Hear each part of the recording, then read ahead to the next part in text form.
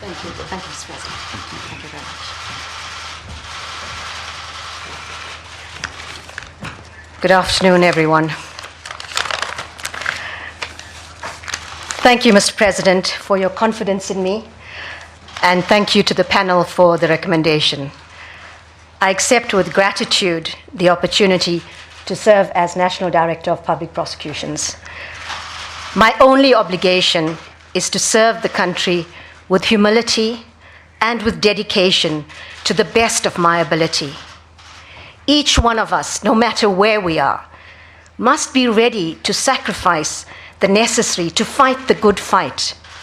Our country needs us. Let us not forget that this is also a historic moment for women. It is a recognition by our President that the role of women in the pursuit of equality, justice, and a fair society is important. The President, and by proxy, the people, have bestowed a lot of confidence in me. The least I can do is to reciprocate that confidence. I have always derived inspiration from one great maxim, and I want to share this with you.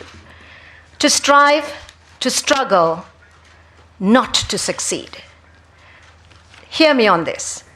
This simple saying has strengthened the greatest of men and women when the challenge before them seemed monumental and the prospects of success slim.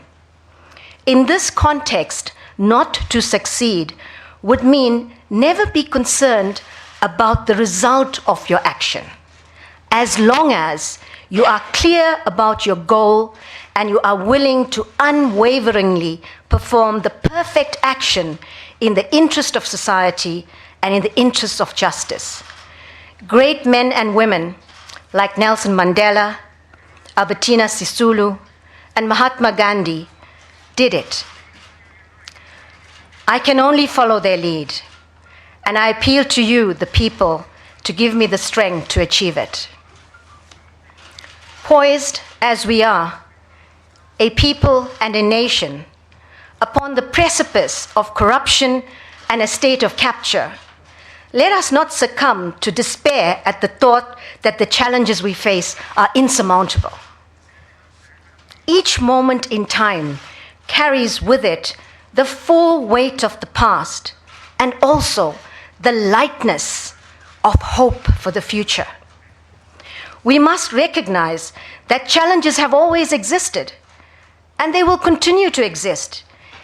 It is in the meeting of those challenges that we fashion ourselves as a nation.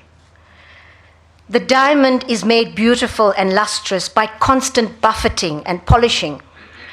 History will reveal whether we choose to destroy the jewel that is South Africa or reveal the luster and beauty that we know exists within. There is much that can be achieved through a spirit of cooperation across government departments. And the NPA I represent stands ready to engage constructively across all sectors and with civil society to enhance and instill confidence in the criminal justice system as a whole. The National Prosecuting Authority is of vital importance in this country. Together with the judiciary, it is tasked with the defense of the ideals and values that define us as a country and a people.